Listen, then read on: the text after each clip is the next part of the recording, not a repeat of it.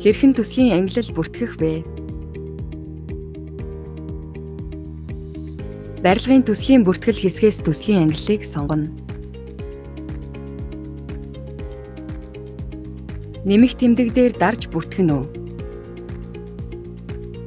Ангиллын нэр болон төлөвөө оруулаарай. Хадгалах товч дээр дарснаар амжилттай бүртгэгдэнэ. Төслийн үе шат хэрхэн бүртгэх вэ? Бүртгэл хэсгээс төслийн үе шатыг сонгоно уу?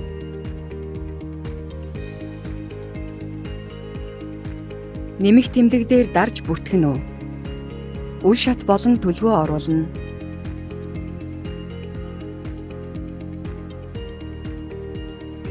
Хадгалах товч дээр дарснаар амжилттай бүртгэгдэнэ.